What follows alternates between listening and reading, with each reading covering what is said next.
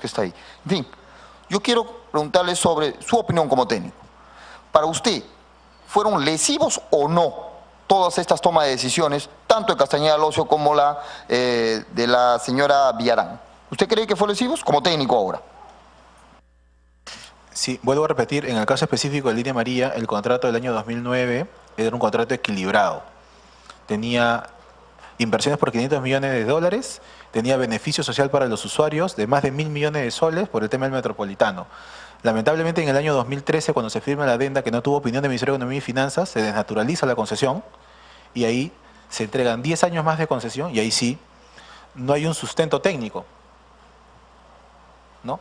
Se elimina el factor de competencia, se le genera 25% más de flujo para la concesionaria y estamos hablando de que esa es una adenda que se firma en plena época de revocatoria. Entonces, esa adenda número 1 desnaturaliza la concesión.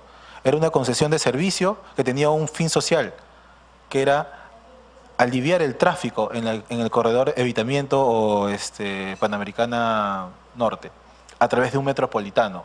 Se iban a retirar transporte público. Y si hay un transporte público eficiente como lo funciona hoy el metropolitano en la vía Paseo de la República, muchos usuarios probablemente y se iban a sentir alentados a utilizar el transporte público eficiente y no utilizar vehículo particular como lo utilizan ahora. Entonces, por eso es que nosotros decimos que el contrato del año 2009, que tenía un metropolitano en la vía de Evitamiento, era un contrato equilibrado, porque tenía inversiones para la ciudad, infraestructura, obras nuevas, y además tenías un metropolitano que hacía ahorrar más de 1.000 millones de soles de hora hombre de desplazamiento en los ciudadanos de Lima. ¿Sabe qué? Lo que pienso yo, en realidad, es que, es mía, posición, quiero aclararlo, es que hubo un gran negocio ahí, ¿no? Porque se hizo el acuerdo con OAS, ¿no? Luego terminó Línea Amarilla SAC, se hizo acá, fíjese, yo tengo acá las actas, referencia a las actas, el acta número 1 del 2009, el 11 de noviembre, se hace el acuerdo con la constructora OAS, ¿ok? Al día siguiente, el 12 de noviembre, ya no es OAS, ya es Línea Amarilla SAC. O sea, en un día mandaron a alguien, hizo el acuerdo, y esta empresita de 2.900 soles, ¿no es cierto?, terminó siendo la que empieza a actuar en el escenario. O sea, ¿y qué pasó ahí? ¿Hubo fiscalización? ¿No hubo fiscalización? En fin, yo entiendo que usted no estuvo directamente en esa época, en ese tema. Acá estuvo el señor Shimabukuro, ¿no?, el que ha hecho el estudio el 2009 y que estuvo al otro lado. Fíjese lo que pasó. A ese señor se le ha contratado para dar una opinión sobre este proyecto. Sin embargo, ¿se le pagaba a quién? La empresa al que él está evaluando. Y hay documentos sobre eso. Ese señor ha dicho de que hemos tenido un gravísimo error. Mire, tiene una opinión técnica diferente a usted, pese a que él ha hecho la evaluación. Dice, gravísimo error. ¿Qué fue el gravísimo error? Que no hicimos el tema de impacto social, pero no hicimos un estudio de impacto social. Los señores que vivían ahí no sabíamos cuántos eran, no sabíamos qué se iba a invertir y al final terminamos en un rollo bien difícil. ¿Y sabe qué más? Se dijo acá que la empresa les engañó. O sea, les dijeron, sí señor, vamos a pagar a todos, vamos a comprar eso, ¿no es cierto?, a las personas que se iban a ver afectadas en este borde del río. Y que al final resultó que no lo hicieron, pues, porque lo llevaron a un fideicomiso y tuvieron todo un problema ahí. Por eso es que creemos, por eso les hacía la pregunta a usted, entiendo que usted no estuvo directamente, pero le hago la pregunta, ¿por qué? Porque es importante que haya opiniones técnicas diferentes, ¿no? Y ahora sí está usted acá, y hay 5 puntos que se ha observado de Contraloría, que seguramente le doy la oportunidad a usted de levantarlas, si usted desea ahora. Le pregunto eso, ¿cuáles son las posiciones que tiene usted al tener esta observación sobre el bypass 28 de julio, que termina siendo parte del espacio que se está ejecutando en una obra? Se ha hecho una observación, ¿usted quiere hacerla? Levante usted las observaciones, las 5 puntos que se le ha dicho, en todo caso. Sí, presidente, por su intermedio, no sé si ya vamos a pasar al tema de 28 de julio o solamente le contesto de manera puntual al congresista. Sí, usted responda a la pregunta del congresista, señor Villafuerte. Sí, efectivamente, en mayo, me parece, mayo-junio del 2015, la Contraloría elabora un informe de hallazgos. Fueron 5 los hallazgos que la Contraloría identificó en el proyecto de 28 de julio, y de esas 5 observaciones, 3 ya fueron levantadas inclusive por la misma Contraloría. Una observación fue, ¿cómo se llama?, el tema de ellos tienen un nombre técnico para el tema de una posible sobrevaloración de las obras, ¿ok? Y esas las vamos a tratar de desvirtuar una vez que hagamos la liquidación de las obras. Lo que señalé hace un momento es que ya se concluyó los 3 bypasses, el 14 de febrero se ha entregado la Plaza Nueva y vamos a entrar en un proceso de recepción y liquidación de obra, que nos va a tomar aproximadamente 2 meses. Una vez que tengamos la liquidación de obra, vamos a saber a ciencia cierta cuánto ha costado, porque como me preguntó la congresista Bartra, el presupuesto referencial fue 57 millones de dólares, el modificado fue 56 y el aprobado con nivel de ingeniería fue de 53. Y cuando hagamos la liquidación de obra, podría ser inclusive un monto menor, inferior a los 53 millones de dólares, con lo cual la Contraloría se pronunció sobre el presupuesto referencial de los 57 millones, aduciendo de que había sobrevaloración. Y en la realidad nos estamos dando cuenta de que la obra ha costado menos de 57 millones de dólares. Entonces, con lo cual, esa observación, ese hallazgo de la Contraloría va a ser desvirtuado. Presidenta, quiero hacer una pregunta puntual, también que me va a apoyar a mí usted. ¿Conoce usted al señor Valfredo de Asís Ribeiro Filo? No. ¿Conoce al señor Juan Carlos Morón Urbina? No. ¿Aldo Solimano Semorile? No. ¿Jaime Shimabukuro Maeki? Sé quién es.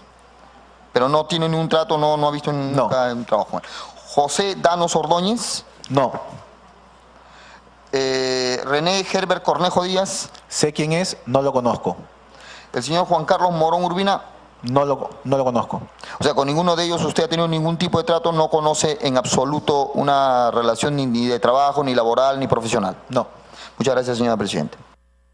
Gracias, congresista Morales. Señor Villafuerte, el 27 de febrero del 2015, siendo usted gerente de promoción de la inversión privada, junto a representantes de varias gerencias de la Corporación Municipal, tomaron la decisión de solicitar a la Gerencia de Promoción de la Inversión Privada que elabore un nuevo proyecto de Master Plan. Este fue aprobado el 4 de marzo del 2015. Remitiéndose la aprobación al AMSAC el 6 de marzo del 2015, y solicitando la elaboración del expediente técnico del proyecto Plaza Nueva y Paso Inferior 28 de julio en base al nuevo Master Plan, así como cotización por ejecución de obra a constructora OAS S.A. el 5 de marzo del 2015. ¿Podría explicarnos cómo así entre diciembre del 2014 y febrero del 2015, es decir, antes de que se aprobara el Master Plan, la constructora OAS ya había contratado empresas para que realizara trabajos de levantamiento de información que luego fueron presentados al Ministerio de Transportes y Comunicaciones? ¿Existían coordinaciones previas a inicio del año 2015 para cambiar la obra del proyecto Río Verde por Plaza Nueva y Paso Inferior 28 de julio?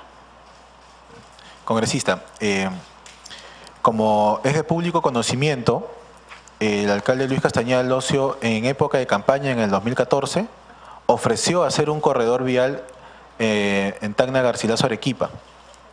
Eso quiere decir que había 3 intercambios viales en 28 de julio, en Colón con Wilson y me parece que en la avenida Bolivia. ¿Ok? Sin embargo, la intersección de Colón con Wilson o Garcilaso La Vega, por ahí va a pasar la línea 2 del metro, por debajo. Entonces se descarta esa posibilidad. Pero la empresa OAS ya tenía, digamos, indicios de las obras que el doctor iba a desarrollar durante su gestión. Llámese el puente Bella Unión, llámese este corredor de los 3 bypasses en este corredor Tacna Garcilaso de Arequipa, como le señalo, 28 de julio, el otro era Colón y me parece que Bolivia, Uruguay, no recuerdo bien entonces eran ya obras que el doctor había ofrecido en campaña y que se supone se iban a ejecutar durante su gestión. Entonces, o sea, la empresa supone, escucha la publicidad del alcalde, escucha la intención del alcalde y empieza a realizar trabajos de levantamiento de información. ¿Eso es lo que me está diciendo? No, lo que estoy señalando, perdón, congresista, es que ya se sabía cuáles eran las obras que el doctor había ofrecido en campaña. Había ofrecido en campaña y sí. Por eso, le repito, por ese ofrecimiento en campaña la empresa, antes de que se apruebe el Master Plan, contrata empresas para levantar información, así de generosos son para que invirtiendo contratan empresas para levantar información por ofrecimientos de campaña. ¿Eso es lo que nos está diciendo? Yo no sabría decir y emitir opinión sobre las empresas. Yo le estoy comentando los hechos que han sucedido como parte de la gestión municipal.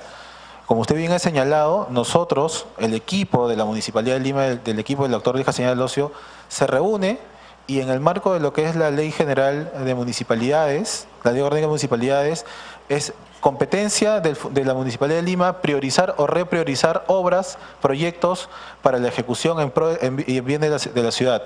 Y es en esa línea en que se priorizan una serie de intervenciones. Una de ellas es el intercambio vial de 28 de julio, la otra es el puente Bella Unión. Y así está el tema de la ampliación a 3 carriles en la avenida Benavides. Hay que hacer un paso inferior en el cruce de, me parece que, de Velasco Astete con Primavera, y un conjunto de obras para la ciudad de Lima que se priorizan con esa acta que usted ha señalado.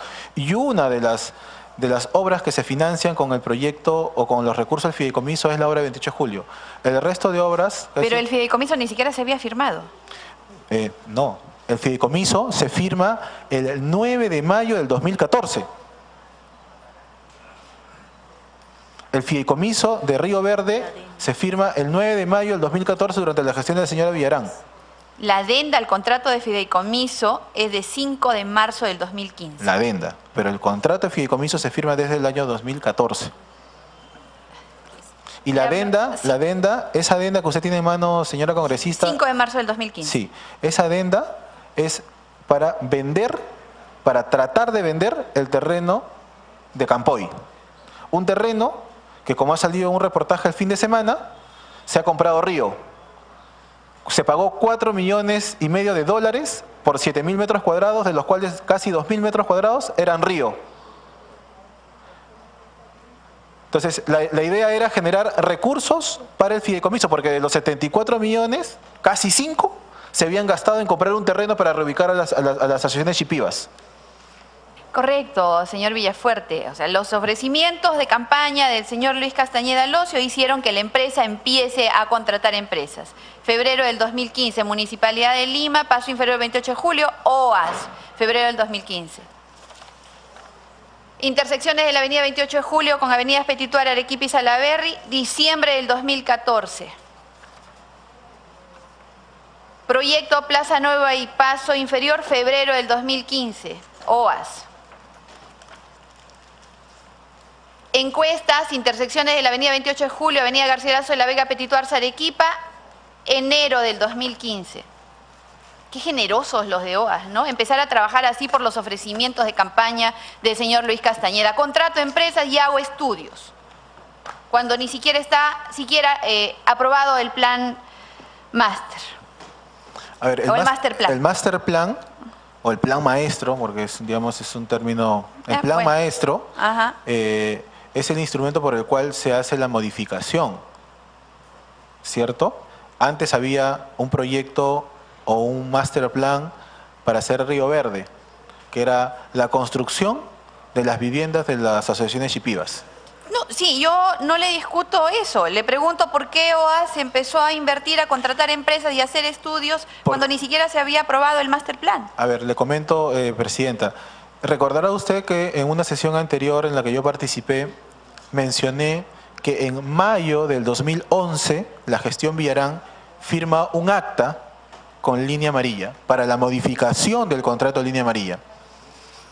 Y uno de esos puntos que se tratan de modificar con esta acta de mayo es que se dice que la OAS, no LAMSAC, OAS iba a ejecutar todas las obras del proyecto Río Verde. Ya desde mayo del 2011, la gestión Villarán tenía en cabeza darle obras a OAS. Darle obras a OAS. Cuando se firma el contrato de fideicomiso en mayo del 2014, el contrato dice que el constructor de todos los proyectos que se van a ejecutar en el marco del patrimonio fideicometido es OAS. No va a ser licitación pública, no va a ser otra empresa constructora, no, va a ser OAS. Así se firma el contrato de fideicomiso en mayo del 2014. Por eso es que OAS sabía que todas las obras que se iban a ejecutar con cargo a los recursos del fideicomiso, las iba a ejecutar OAS. Por eso es que ellos adelantan y hacen todos los estudios que estiman pertinente. Claro, señor Villafuerte, tiene toda la razón del mundo. Pero ustedes han hecho una adenda, pues, al contrato de fideicomiso. Si la señora Villarán lo había hecho tan mal, ¿por qué no lo cambiaron ahí en esa adenda? ¿Por qué no cambiaron ahí las condiciones? Y ustedes son los que han hecho la adenda. Congresista, como repito, esa adenda solamente se hizo pensando para obtener más recursos para hacer más obras para la ciudad. Porque como se ha señalado, en agosto o septiembre del 2015 se compra un terreno en Campoy por casi 5 millones de dólares. Entonces la intención era, en ese entonces, de vender ese terreno para obtener más recursos para el fideicomiso, para hacer más obras para la ciudad. Ese fue el espíritu de esa adenda. Señor Villafuerte, ¿existían coordinaciones previas a inicios del año 2015 para cambiar la obra del proyecto Vía Río Verde por Plaza Nueva y paso inferior a 28 de julio? Lo que han habido son reuniones de trabajo con la empresa para ver de priorizar qué obras eran las que la ciudad necesitaba. Sí existieron esas coordinaciones. Coordinaciones han habido, porque a partir del 1 de enero del 2015 ya estábamos en gestión. Río Verde por Plaza Nueva y paso inferior a 28 de julio. A partir de enero del 2015 hemos estado en reuniones en diversas oportunidades con las personas involucradas. ¿Fueron esas coordinaciones o reuniones, como las llama usted, las que bloquearon la firma del contrato de obra del proyecto Río Verde? Es que, a ver... ¿Resultaba, señor Villafuerte, no sé. Ser la obra Plaza Nueva y paso inferior 28 de julio mucho más beneficiosa financieramente para OAS? No lo sé. Lo que yo le puedo mencionar al respecto es que era más beneficioso para la ciudad de Lima hacer un intercambio vial en el corazón de la ciudad que iba a aliviar el tráfico y el tránsito y las pérdidas de horas hombre en desplazamiento de los ciudadanos de Lima. Si estamos hablando de un tema social, ahí el valor social del tiempo es mucho mayor que la construcción de viviendas para un grupo de 250 familias. ¿Se cumplían los mismos supuestos que los planteados en el contrato de fideicomiso para que la obra constructora OAS continuara siendo el ejecutor de obra? No entendí la pregunta, congresista. ¿Se cumplían los mismos supuestos que los planteados en el contrato de fideicomiso? Hubo un contrato de fideicomiso. Sí. ¿Se cumplían los mismos supuestos planteados en este contrato para que la empresa constructora OAS continuara siendo el ejecutor de la obra? Considerando esto, que la distancia entre la obra Plaza Nueva y paso a desnivel, o sea, el bypass de 28 de julio, con las obras avanzadas del proyecto Vía Parque Rímac o Línea Amarilla,